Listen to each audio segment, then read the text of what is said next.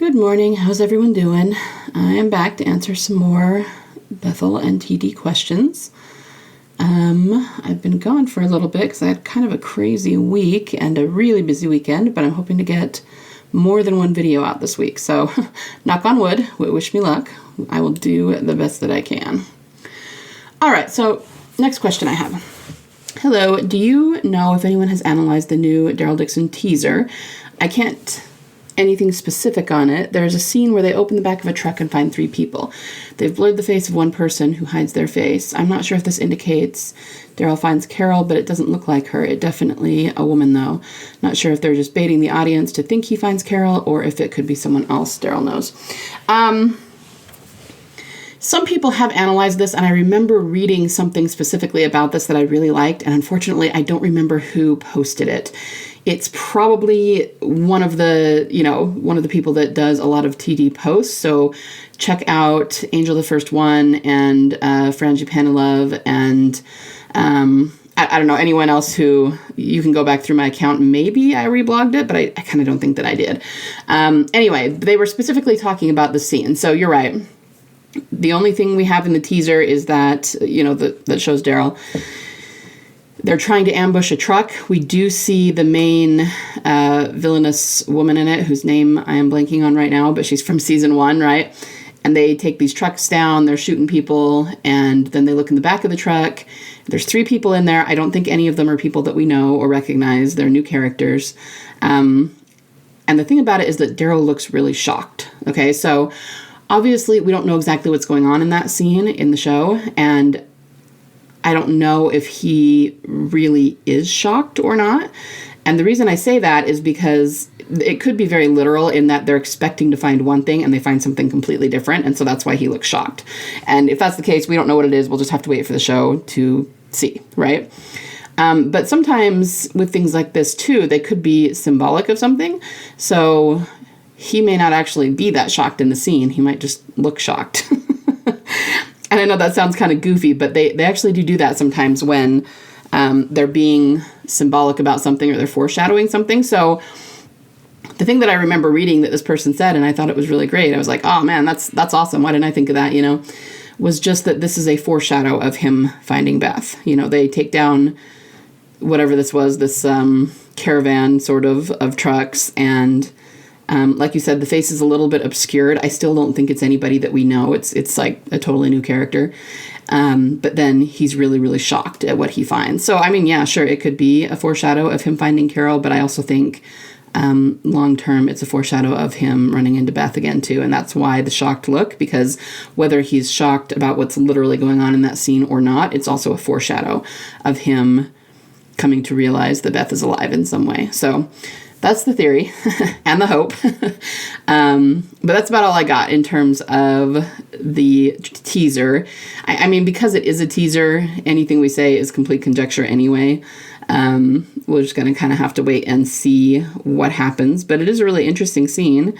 Somebody had said something about how maybe it was just that all of the shots that Daryl was making and the people with him, everybody got it in the head. I mean, it's actually pretty violent. And they were thinking, people were trying to tie that to, some sort of foreshadow or some sort of symbol of Beth being shot in the head, because there's like not a single person in that scene that gets shot except they get it in the head.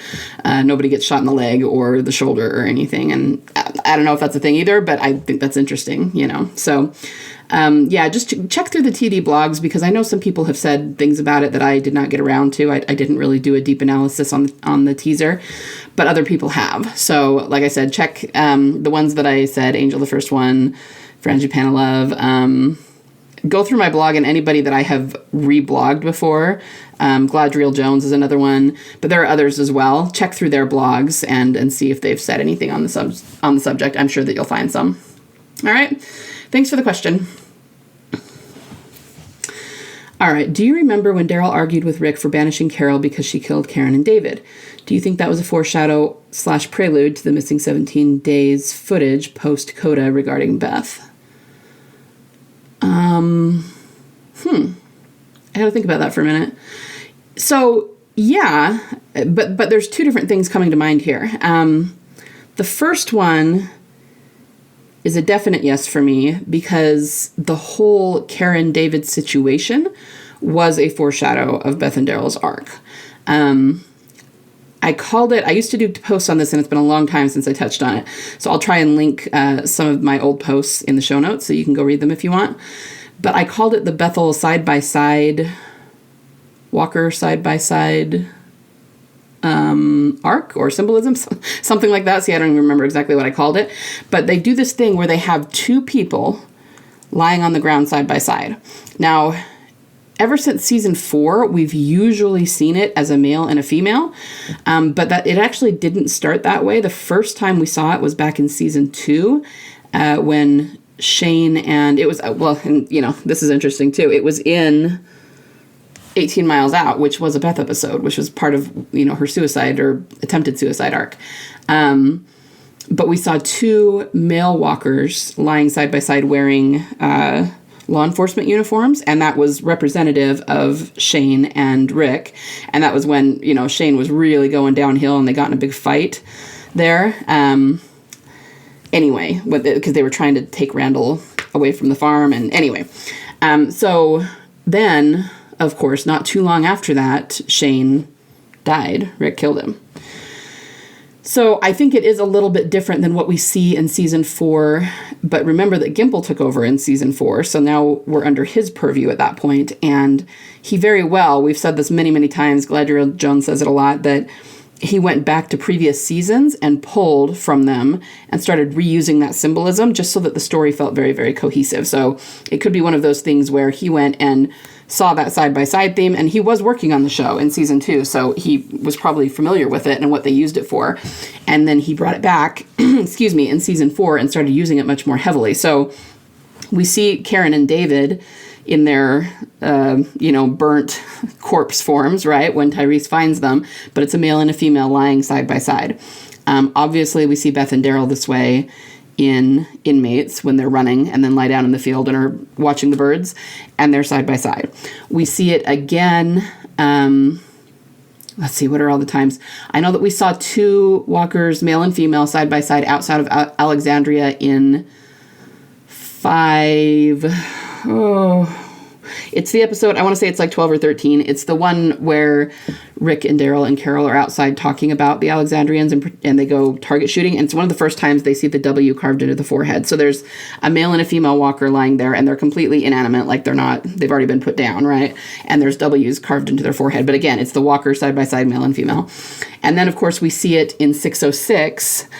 And it's really interesting in 606 because it's when, Daryl and Sasha and Abraham get ambushed by the Saviors, and Daryl goes down on his bike and gets hurt, and then at one point he kind of semi falls off his bike. I mean, it's after he gets up and everything, but he lets his bike fall and he's laying on the ground, and then we see the other walker next to him that has the black shield over its face, and then it pans out and it looks exactly the same way. It's like the male and the female lying next to each other. And, obviously, as we know, 606 was massive in terms of Beth symbolism. So it's something that we've seen over and over again. So, sorry, this was kind of a long ramble, but this is all just to say that the Karen and David situation was most definitely a foreshadow of Beth and Daryl's arc. And I think I have to go back and even see what I was thinking about it back then, because I haven't thought about it in a long time. But Tyrese lost Karen, who was his love, right? And there was all kinds of foreshadows with him almost dying and then kind of being resurrected in small ways out in the woods and things like that. And then it's not a coincidence that he died in the episode right after Coda, right? And I think it has something to do with losing each other, with losing your soulmate, that sort of thing. And that's why we see this with Beth and Daryl side by side. It is a foreshadow of them being separated for a long time and kind of losing each other in some sense. But I'm not even sure, after having explained all of that, I'm not even sure that's what you're talking about. It sounds to me like you're talking about specifically Daryl and Rick arguing. And that's really interesting. I hadn't thought of that. Like, that's a really cool tie, because for anyone who might be confused, we do believe that Daryl wanted to continue to search for Beth's body during the missing 17 days. And at some point, Rick put his foot down and said they had to move on. And the main reason we believe that is because, number one, because Daryl looks at the blonde girl who's tied to the tree as though he thinks she might be Beth, which suggests that he never found her and they never put her down. And two, he was really pissed off at Rick when they first got to Alexandria. He's really surly and not at all open to what Rick is saying. And it takes him, a few episodes to get over that and to things to go back to being okay between him and Rick, So obviously something happened and they're dropping hints by doing that, but, they haven't shown us that. So, yeah, the idea that them fighting about Carol being banished from the prison, yeah, that could definitely be a foreshadow about them fighting about Beth going missing and him not being able to find her again. So I really like that. I've never thought of that before, but I think that's a super cool tie. So yeah, great job. I hope that answers your question and, so many more. Yeah, but thanks for sending that in. That's super cool. I'll just have to think about it more because I don't know if that will give us more clues as to what happened during the missing 17 days or not. I'll need to think on it a little bit further. Let's see. Next one. I remember reading one of your theory posts a long time ago about how you think Beth actually died for a brief moment from the gunshot right after stabbing Dawn with the scissors in the hallway of the Grady Hospital. I don't remember much of it now because it's been a long time since then, but can you elaborate further on that? Did she die or had a near-death phenomenon experience from the gunshot to the head and then wakes back up, not as a walker / undead, but as herself, alive and in the flesh? Why didn't she reanimate as a walker if she supposedly woke back up from the gunshot head wound? Yeah, so, there's not a whole lot more to explain about it. So the reason that I was saying that is because it would be a way to explain why so many of the writers, for example, or even the actors, Emily herself, go around saying that Beth died. That was freaking people out, that they kept, that there have been times that they've avoided saying that for sure, and it's super suspicious. But then there are times that they do say it, okay? And so it kind of freaks people out. People say, yeah, but you said that they wouldn't say that. Well, yeah, I think I did say that back in the day, but things change. They change the way that they speak about things. And, we talked about this very recently with Emily being at that con and that she has talking points and they've changed, which suggests that something's about to change on the show. So let me just first say that even though sometimes they do say that she died, that doesn't worry me all that much. In terms of what the audience believes, she did die, and in terms of what the characters in the show believe, they do believe she died. So they're just regurgitating from the point of view of the characters what's going on in their world. That doesn't mean she actually died. It just means that if they go around saying, maybe she died, maybe she didn't, then that's going to be really obvious to the audience that something's going on and they're trying to avoid that. So even though I think that they do try to not lie directly, I think that sometimes they say things like that and they have a reason for it, right?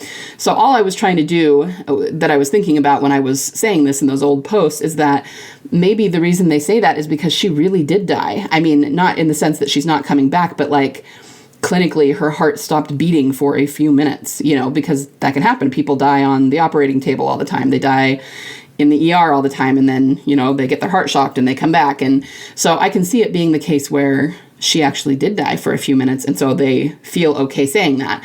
And, is that splitting hairs? Is that them just being really technical? Yeah, it is. And there's still some fans that are going to be ticked off about that, but it would be kind of a compromise from the writer's point of view with their integrity, as it were. Technically she did die, and so when we said that, we weren't lying, that sort of thing. Now, do I know for sure that's the case? No, it's just a theory. But it also works too in terms of the battery theory, because there's so much symbolism around her arc about a battery that's run out of juice, right? So in season 4, when Daryl and Michonne and their group, including Bob, go to the gas station, well, it's when they're going to the veterinary college and they lose Zach's car, and then they go to the gas station, excuse me, and they find a minivan to take, but it doesn't work, right? And so they go in and they find a battery and it's dead. And Bob says that the cells in it are dry. And so they use water, and Daryl knows how to fix a car. And so they end up fixing it up, and getting the car to run. So it started out being a completely dead battery, and they sort of, quote unquote, brought it back to life. We have battery symbolism at Grady. We have the car that Carol found. Daryl was with her in Strangers, and that's a big one because the car itself is dead, but they find a battery charger in the trunk. Now think about that. In the trunk. Where we think Beth was left, where Maggie found that blonde walker that was handcuffed, in the trunk. And yeah, it was a battery charger, but if that's been there since the beginning of the apocalypse, there's no way there would actually be a charge left because it's like a portable, I don't even know what those are called, just like a portable battery charger. You see them, mechanics have them sometimes. And they still run out of juice. You still have to recharge those. It's not like a forever battery charger. You know what I mean? So the fact that there was anything left in that at all, that's almost not realistic. But in this case, there was something left in it, and she was able to bring the car back to life with it.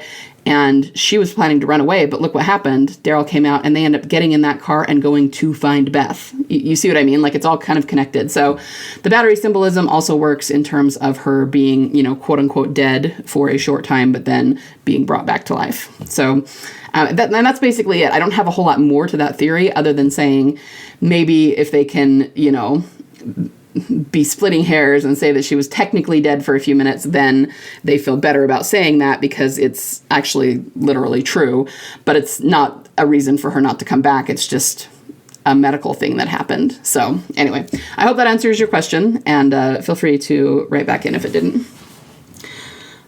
Okay, I think we are going to stop there for today, but I will be back in another day or two with some more answers for you. Everyone have a wonderful Tuesday. Bye.